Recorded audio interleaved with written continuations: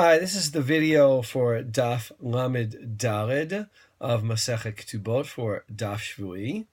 And I wanted to go over something that comes up on the second half of the page. It's a memra, a statement by Rabbah, talking about what's called in Hebrew haba b'machteret, which is usually understood as referring to a thief that tunnels into the house.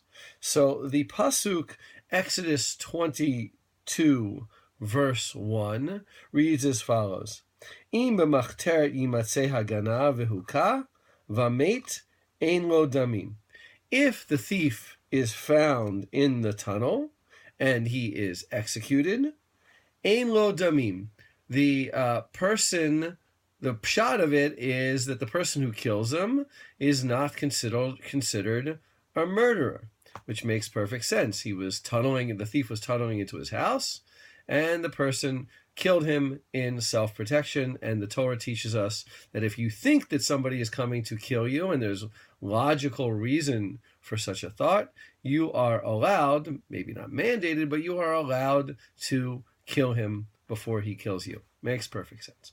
Now, the Mishnah in Sanhedrin, Perek Chet, Mishnah Vav, which talks about a lot of people who are executed before they commit a crime, talks about this as well. Haba b'machteret nidon al shem sofo. Somebody who is tunneling is judged based on his end, which means he hasn't yet committed a crime for which he should be guilty of the death penalty. After all, a thief does not get the death penalty. So we have to justify the permission to kill him not based on something that he has already done, but on something that we fear that he might do in the future, namely kill the inhabitant of the house. That still makes perfect sense, but note that we're putting it into a question of judging someone and not purely an issue of self-defense. In other words, I think in this line, the rabbis are already looking at this as if that person is being sentenced to death and not just being executed as a form of self-protection by the owner of the house. Then the Mishnah alludes to our situation. Again, this is chapter 8, Mishnah 6 of Masechet Sanhedrin.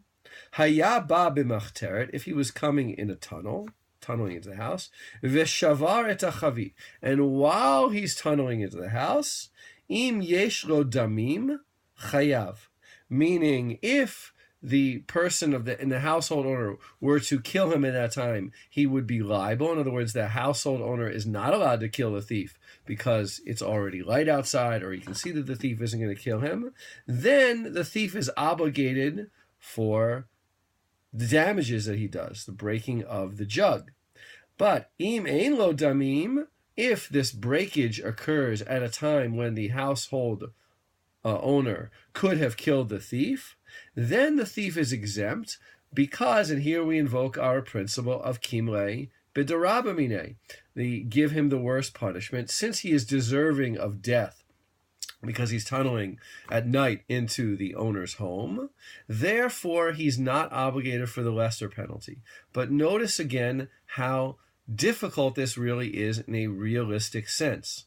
In a realistic sense, would you say that a thief who damages while tunneling is exempt, even if he's not killed by the household owner, whereas a thief who is, let's say, breaks into the house in the middle of the day and says, I'm coming only to steal something, but still breaks something, is liable, right? Why should one be exempt and one be liable? After all, neither of them have actually been killed because the killing in this case is only self-defense. This is the background for Rabbah's story of if someone steals a goat and slaughters it in the tunnel while he's tunneling, he's obligated to pay because he stole it earlier and only slaughtered it while tunneling. However, if he steals it and slaughters it while tunneling, he's exempt because he's deserving of the death penalty. Note, he didn't get the death penalty. If he got the death penalty, there's nothing we can really talk about.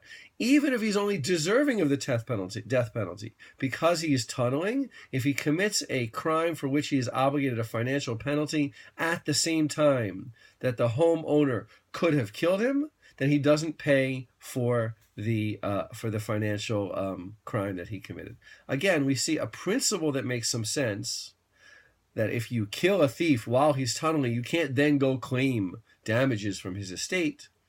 When extended beyond that logical principle, it ceases to make realistic sense. This is very common, as we have seen throughout this chapter, and demonstrates what I've been trying to say along, that the rabbis are dealing here with legal principles and legal ideals and not really ruling in legal reality.